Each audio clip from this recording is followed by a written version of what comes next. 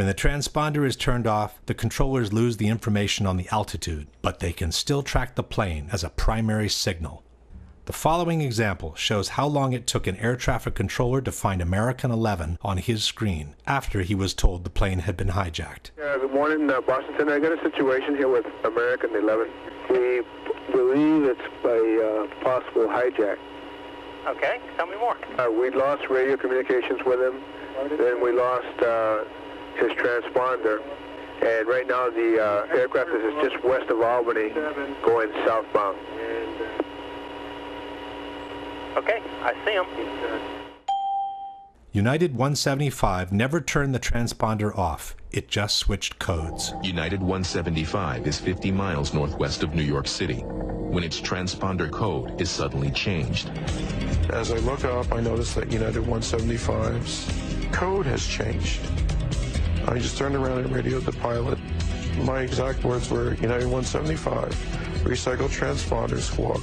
Hijacker Al-Shehhi obviously intended to turn off that transponder, but because he just changed codes and didn't turn it off, he still left the controllers with a very clear indication of the normal return from an aircraft that was squawking, that's what we call it, with the altitude. According to the Secret Service, the plane that hit the Pentagon was tracked for at least 30 minutes before it reached Washington. Nelson Garabito was the Secret Service agent in charge of protecting the White House airspace. First thing I did is I picked up the phone to call my contact, the FAA.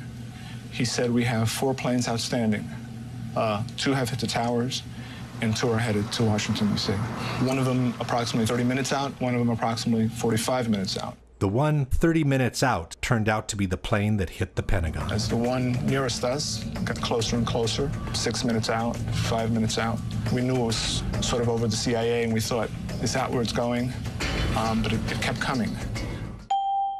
United 93 was also being tracked after the hijacking. We were tracking United 93, and I was in conversation with the FBI agent, and he was relaying to me that we suspect that this aircraft has now been taken over by hostile forces, described the sharp turn it made over eastern Ohio and now is heading back along southwestern Pennsylvania. The airplane was being followed step by step, practically in real time. Right now he is west of Johnstown still, 12 miles. At some point, it even turned the transponder back on, showing not only its position, but also the altitude. It looks like he's still turning. Hey, his transponder just came back on and it was showing 8,000 feet, 200. 8,200 feet. 8,200 feet, and he's on the same code that he was before.